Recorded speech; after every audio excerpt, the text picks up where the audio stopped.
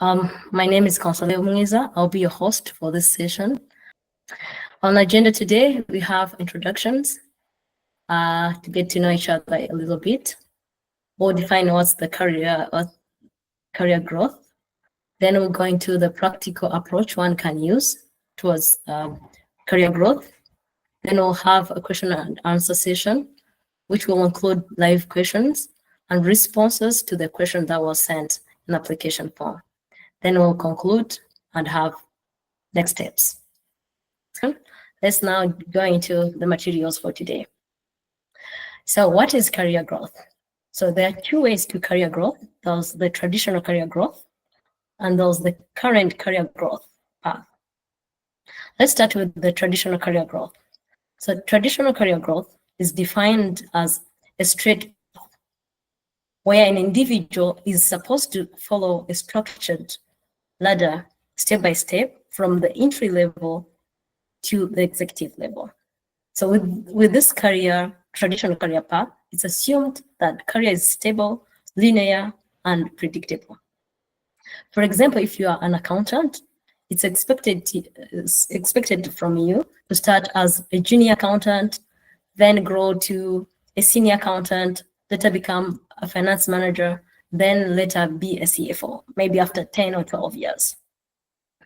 This was true in the 80s, before we had a lot of people get graduation and have university level, and before those technology. But in this era, this traditional career path has challenges because it offers only few opportunities, and the progression to the next level depends on the progression on the people above you. Look at your organization. How many CFOs are there? Just one person. So the next person will have the CFO role once the current CFO goes to something else. And you can't predict when will that happen. So you may stuck at one level until the person above you moves to something else. And it's hard to predict when this will happen. Another challenge with this traditional career growth is that it varies the years you've been in a company and in the industry over the skills. So even if you are skilled and you are just graduating, you can't get in because they will ask you for experience like 10 years, 8 years, or 2 years. So this is a challenge for young people, the young graduates. So now let's see the current career growth. So the current career growth, it is defined as non-linear. So you can even see from this picture, there are 1,000 ways careers someone can take. So there's not structured or hierarchy in the place. You can choose, for example, you can start as a marketing agent, then turn to a data scientist, later be a business person, and end up as a consultant in a totally different career. So the current career growth depends on the person's ability to learn quickly new skills, to adapt and be flexible. But also it presents a challenge to our skills because you need to keep learning to be able to keep up with this change in the career growth path. So the change from tradition to the current career growth presents an opportunity, but an opportunity to those people who are able to prepare in advance because the change happens like quickly. So you need to get reskilled to keep up with the changes. In the next few slides, let's see why you really need to invest in your career growth.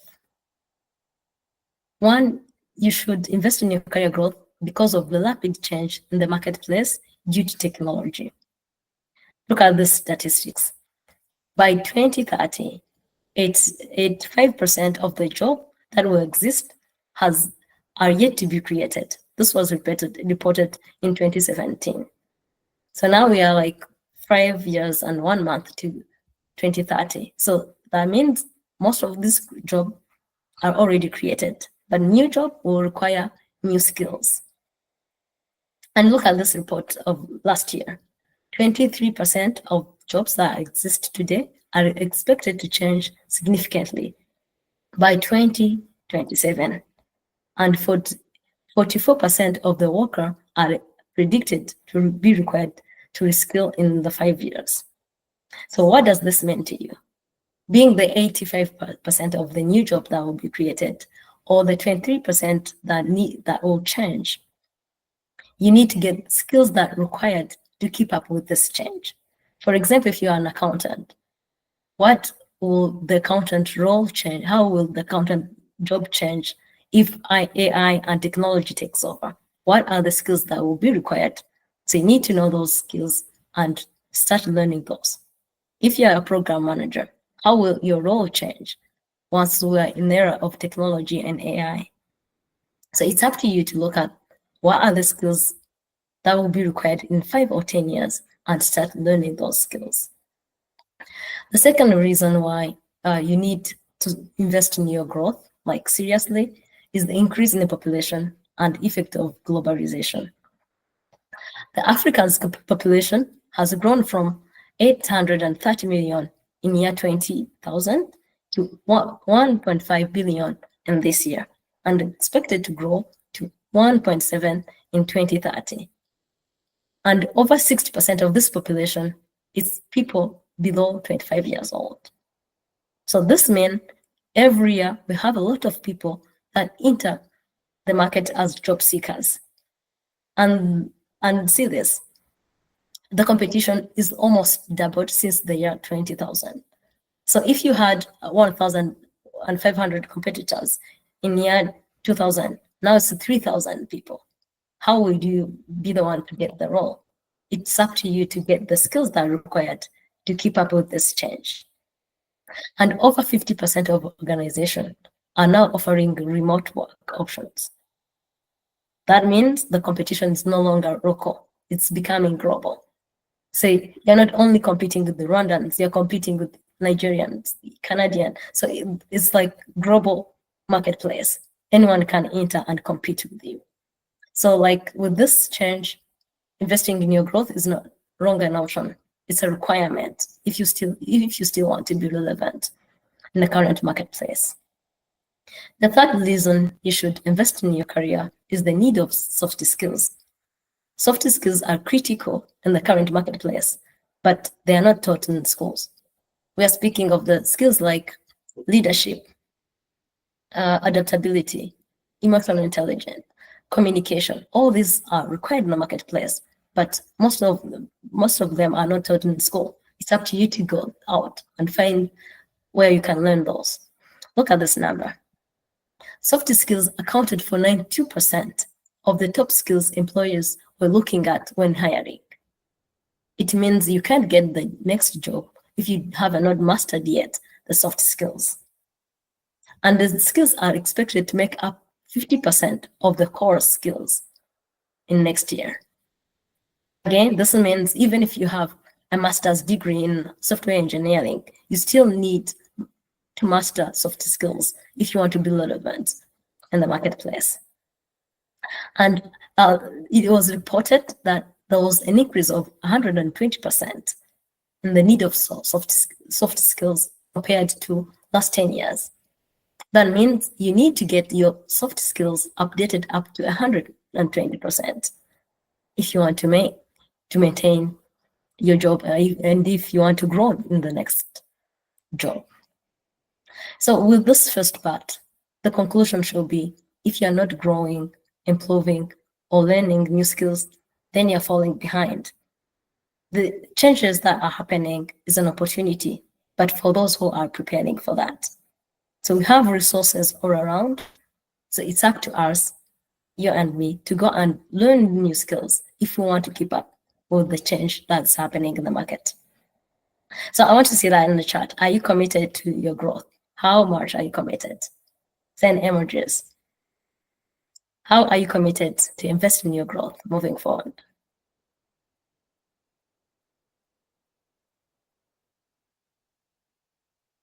Nice, thanks, Emma.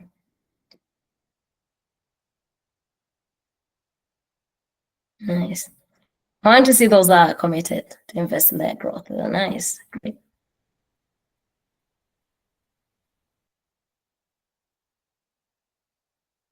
Thank you.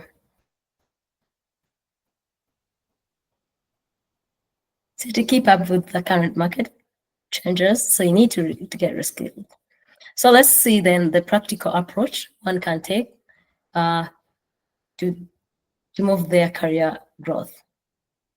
One is a mindset shift, committing to growth. So don't look down on yourself. Remove any barrier, any thoughts that are limiting you've created. Because the changes is happening for everyone.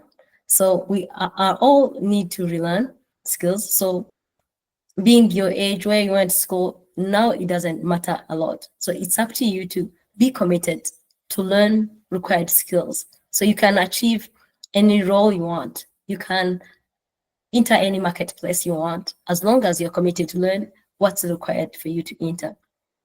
So there's nothing that is for others, but it's not for you. So if other people are able to build sustainable businesses, why not you? You have the ability to do the same. If other people are able to become like CEOs, CFOs, why not you? You have the ability.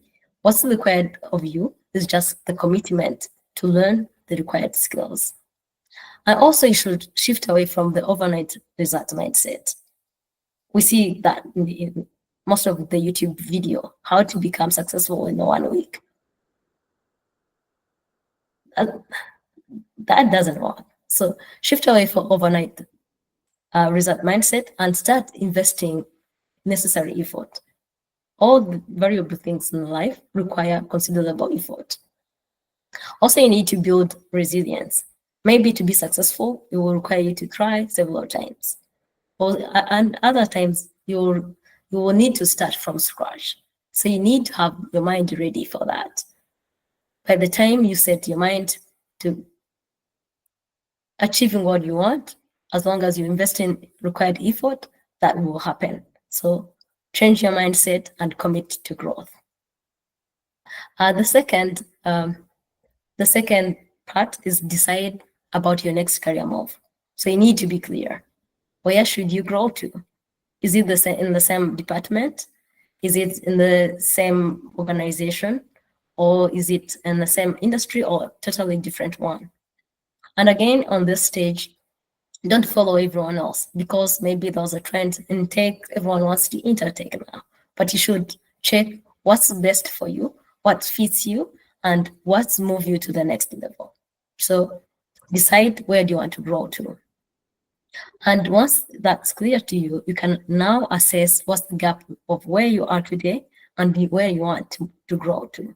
So you can see what are the skills you need to build, what are the networks you need to build, and this will give you a sense of where to focus. Is it not clear yet where you should grow to? So if this is your case, I'll suggest this. One, talk to people. You can talk to your manager. What are the opportunities in your department or in your organization that they see you can fit in better? Talk to people in the industry where you want to grow to. What are the trends there? Opportunities exist. What are the opportunities that exist there? And you can even find a mentor to help decide on that.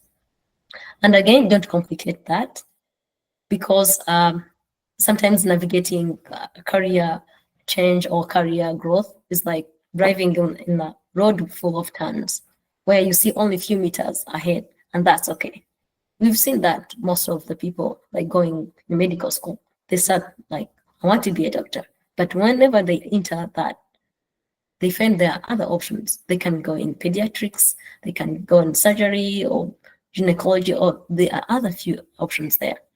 Even we see that in people going in law school, there are also other options in the law school, not just being a lawyer.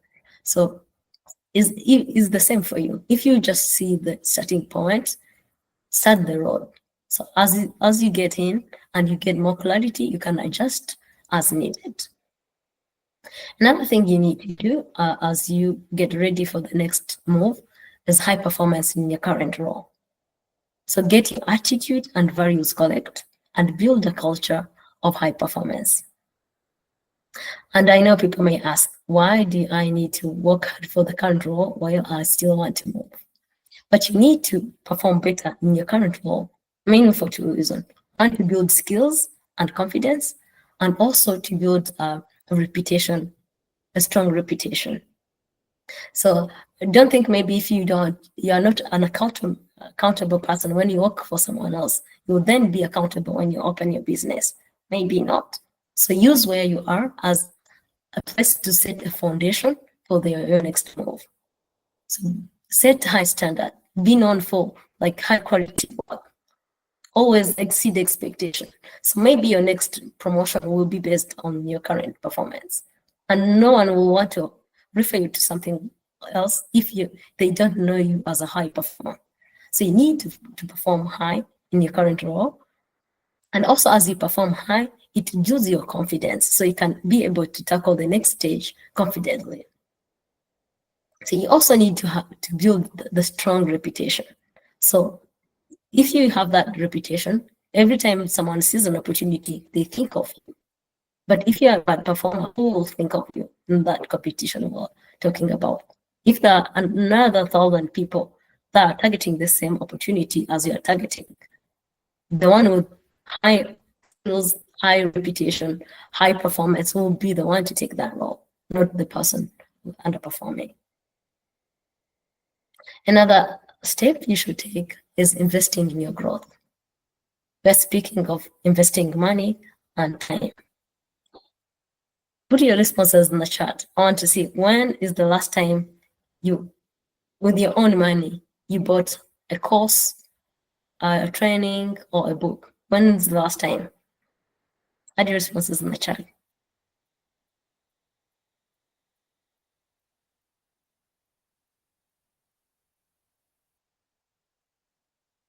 When's the last time you invested with your own money in your, yeah, thanks, Jerome.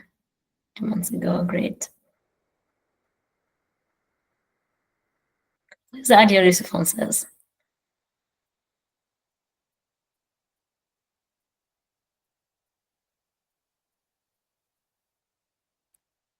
When's the last time you bought a course, you paid for a training or a book?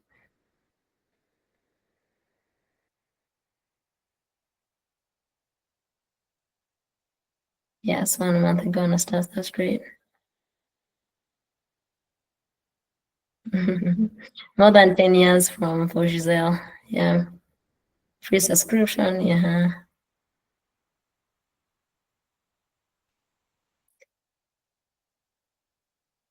Add your responses 1 month ago, that's great.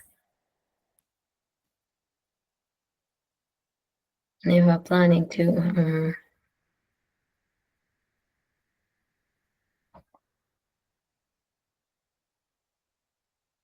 So as you see, there are people who was like, it's been 10 years, it's never been, so there has never been investing their growth. But yeah, know this, the investment you make in your growth will definitely define how quickly you move to the next level. So those are proposed that you invest 10% of your salary in your career. This is from Brian Tracy, as in he has a lot of materials on self-development, and he promised a 3 times return if you invest 10% of your salary. I tried this, and I'm telling you, you even reap more than 3 times. You can pay for formal education, courses, training, books, or mentorship, but every time you invest in yourself, you get the returns, and it's multiple times what you invested. Another thing you need to invest is your time. So if you work for someone else, now you're investing in their business. When will be your time to invest in your own business or in yourself? I know people will say, maybe I'm already a busy person, so I can't find time to invest in my growth. I work like from 8 to 5 days a week. Where will I get time? But I'll suggest this.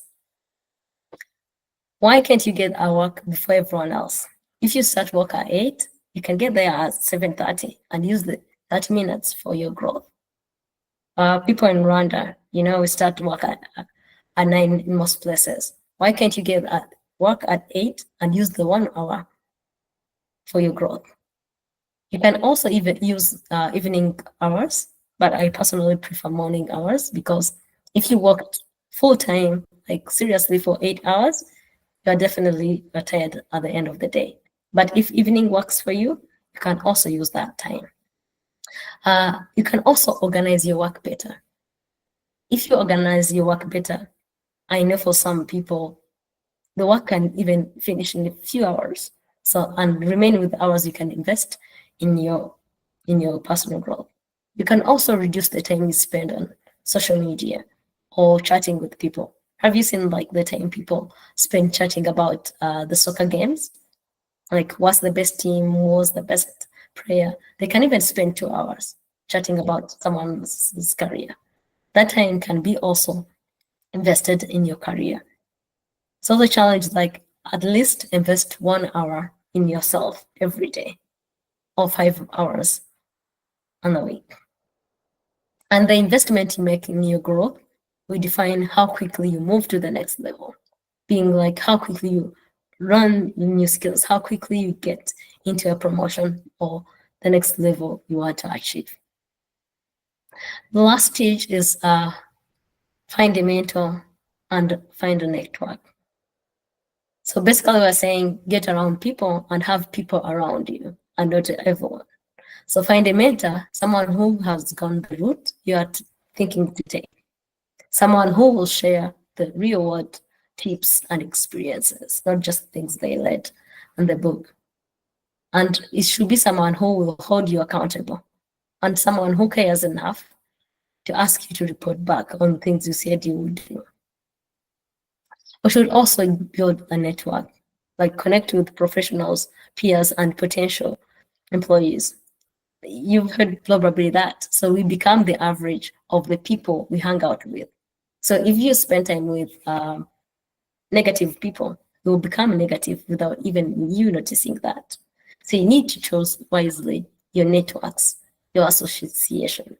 And your network opens doors with opportunities that you couldn't have otherwise.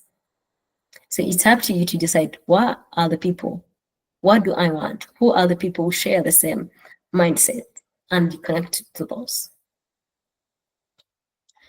Yeah. So just the steps that can help you navigate through the changing your career or accelerating your career to the next level. So let's now go to the question and answers.